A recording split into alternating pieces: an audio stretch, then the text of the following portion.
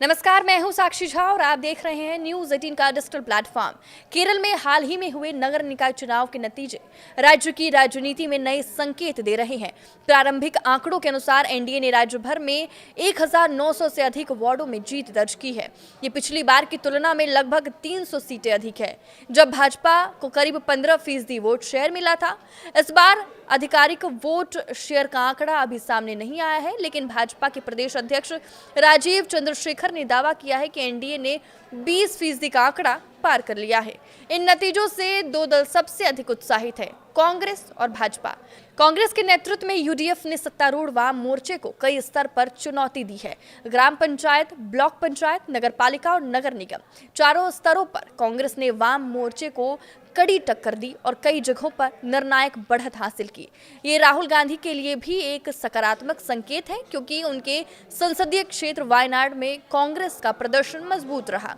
दूसरी ओर भाजपा के लिए भी ये चुनाव ऐतिहासिक साबित हुआ है। सबसे बड़ी खुशी तिरुवनंतपुरम नगर निगम से मिली है। यहाँ भाजपा ने 45 साल से चले आ रहे वामपंथी शासन का अंत कर दिया। यदि दो निर्दलीय पार्षद भाजपा का समर्थन करते हैं तो पार्टी यहाँ अपना पहला मेयर भी बना सकती है। ये जीत भाजपा के लिए प्रतीकात्मक और रणनीतिक दोनों ही दृष्टि से महत्वपूर्ण है। भाजपा ने उन क्षेत्रों में भी पैठ बनाई है जिन्हें अब तक वामपंथ का अभेद गढ़ माना जाता था। कोझिकोड में भाजपा ने 13 सीटें जीती, जबकि कन्नूर में उसे 4 सीटों पर सफलता मिली। इसके अलावा पलक्कड़ नगर पालिका पर भाजपा ने अपना नियंत्रण बरकरार रखा और त्रिपुनिथुरा नगर पालिका में जीत हासिल की। एनडीए ने कुल मिलाकर 26 ग्राम पंचायतों में भी जीत दर्ज की। हालांकि पंडालम नगर पालिका पर नियंत्रण खोना एनडीए के लिए एक झटका रहा, लेकिन अन्य क्षेत्रों में मिली सफलता ने इस नुकसान की भरपाई कर दी है। इन नतीजों से स्पष्ट है कि केरल की राजनीति अब केवल कांग्रेस और वाम मोर्चे के बीच सीमित नहीं रह गई है। भाजपा ने कई जगहों पर तीसरे विकल्प के रूप में अपनी मौजूदगी दर्ज कराई है। इससे राज्य में मुकाबला धीरे धीरे त्रिकोणीय होता जा रहा है। भाजपा की बढ़ती ताकत ये संकेत देती है कि आने वाले विधानसभा चुनावों में समीकरण और भी जटिल हो सकते हैं।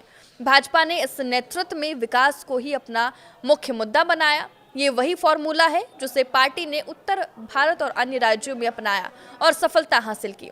अब दक्षिण भारत में भी यही रणनीति कारगर साबित हो रही है। तिरुवनंतपुरम में भाजपा की ऐतिहासिक जीत को इसी विकास की राजनीति का परिणाम माना जा रहा है। पार्टी ने स्थानीय स्तर पर बुनियादी सुविधाओं, रोजगार और पारदर्शी शासन को लेकर जनता को आकर्षित किया। केरल निकाय चुनाव के नतीजे राज्य की राजनीति में बड़े बदलाव की ओर इशारा कर रहे हैं। कांग्रेस ने वाम मोर्चे को चुनौती दी है, जबकि भाजपा ने कई क्षेत्रों में अभूतपूर्व सफलता हासिल की।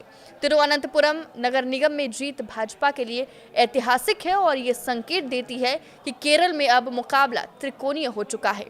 आने वाले विधानसभा चुनाव में ये नया समीकरण राज्य की राजनीति को पूरी तरह बदल सकता है। आपके इस वजह पर क्या राय है, हमें कमेंट करके जरूर बताएं। नमस्कार।